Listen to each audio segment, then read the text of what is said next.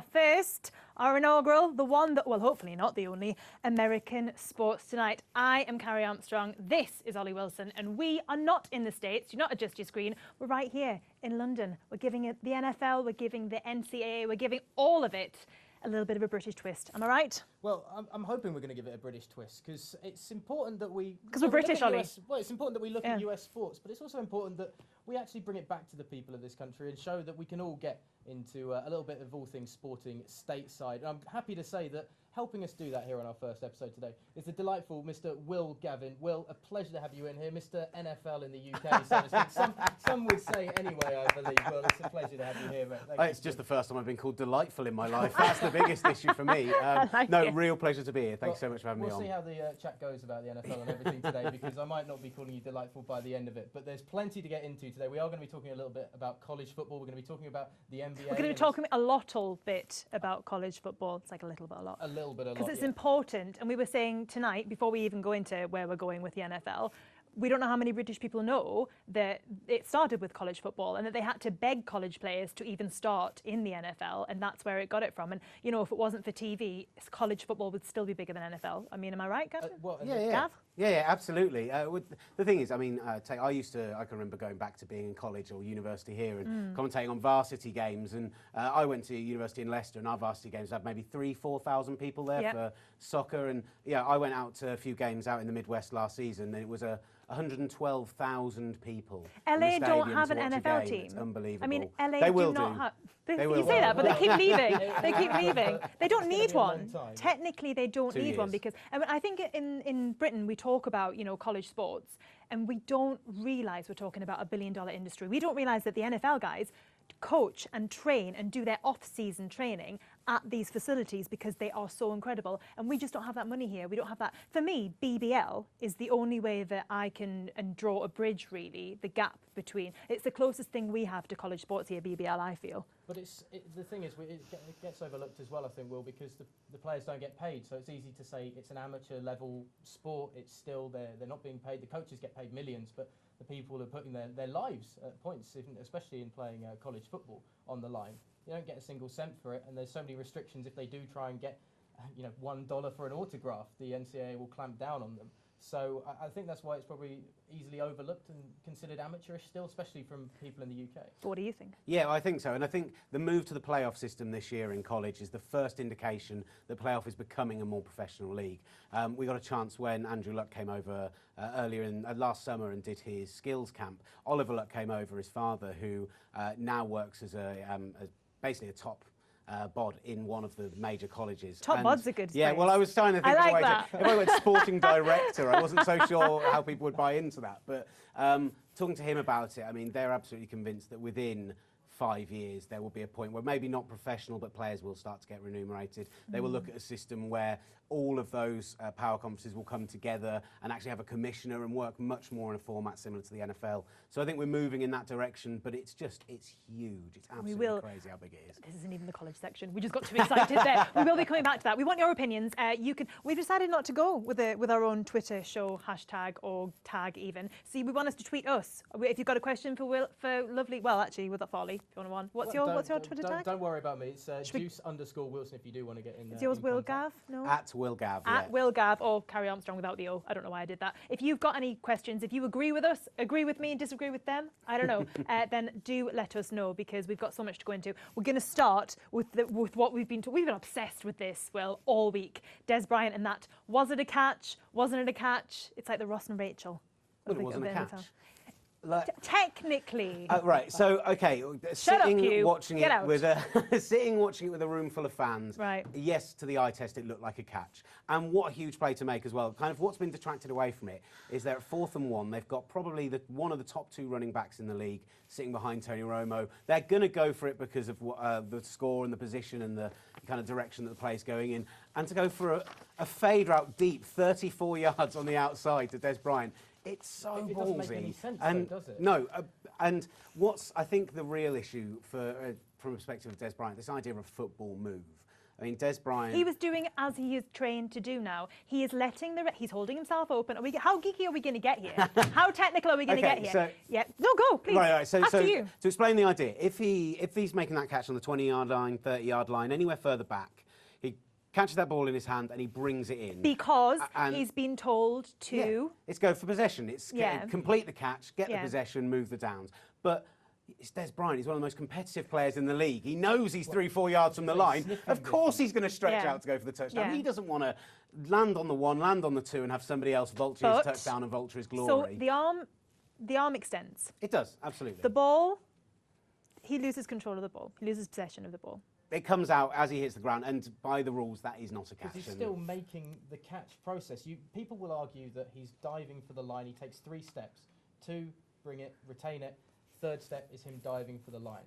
But the NFL calls that, it's still the process of making that catch. Are the NFL ruining football, though, by doing this? Are they? They do Literally. a good job. Have they ruined lives this week? We were in a position where we were in that game at that time, and we'd just seen 2 of the most incredible drives from Aaron Rodgers. He was at that point, 10 for 10, 167 yards and 2 touchdowns on his last 2 drives. Absolutely incredible considering his injury. Couldn't you just kiss him all the time? Seriously.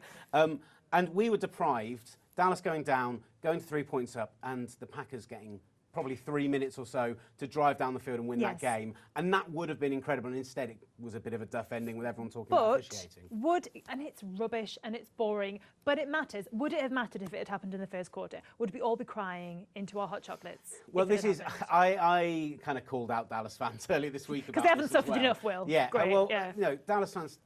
they haven't suffered enough. They've won the joint second most Super Bowls I meant like of any team in their life. Yeah, that's true. Okay. So the Cowboys fans, we all know kind of anyone who follows the game will have known that the previous week in the earlier round, there was a decision against the Detroit Lions where they were driving down the field to take the lead. Very similar situation.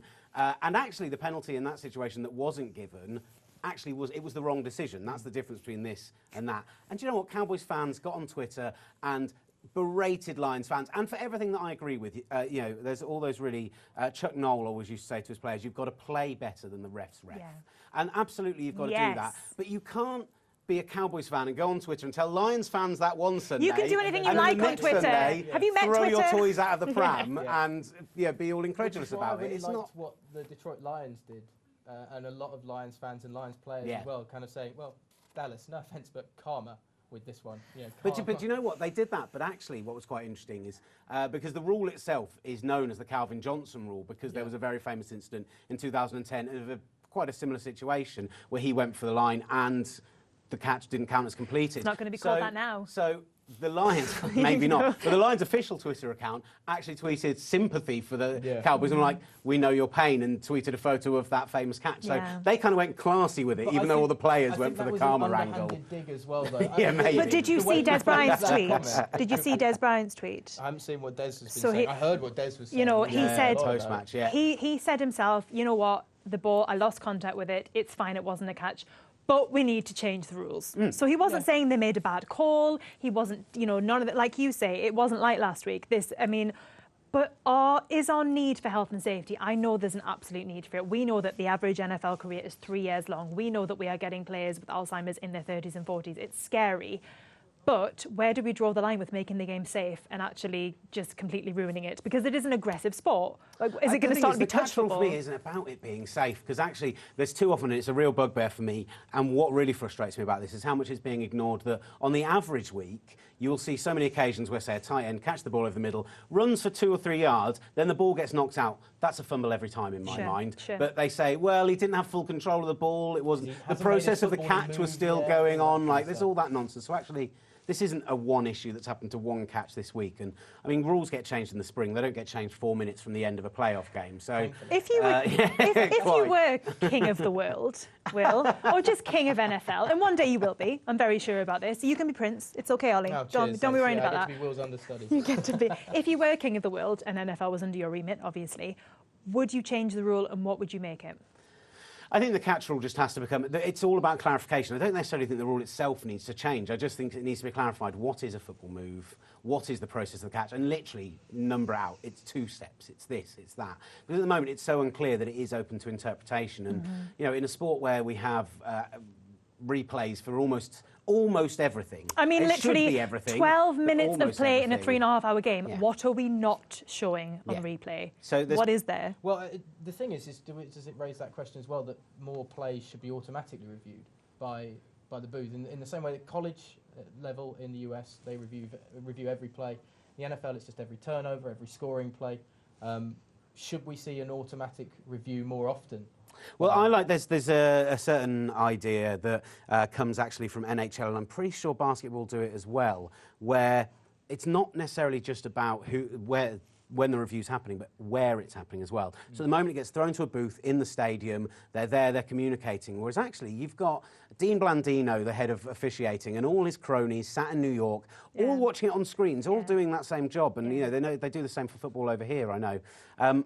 Why not throw it to them where there's no emotion in the situation? They're not in the stadium, the fans aren't there, they can't be swayed in any way. They've not literally seen the play live, so they're not getting kind of caught up into that. And you really take it out of the hands and give it to somebody truly independent. Controversial, and that's what should happen. I guess, though, for Cowboys fans, they probably wouldn't like that in this situation, because there could be a few New York Giants fans in that booth in New York right there. And I'm sure they'd be rather in that the Packers went through. They'll take on the Seattle Seahawks in the NFC Championship game. And I guess the big question is, Aaron Rodgers staying healthy against the Seahawks defence that is just rampant, and after his display against Carolina, it's going to be up for this as well. Yeah, I mean, the big thing's going to be the Packers, every snap, Rodgers was in shotgun. He never once went under centre, except for the kneel downs at the end. But other than that, they knew how to protect him, they knew what to do. They need to protect him. Yeah, I mean, looking at the problem is looking at the Panthers game in particular. Jonathan Stewart in that game went for 70 yards, 13 carries. It's 5.5 yards a carry against a defence that's meant to be the best run defence in the league.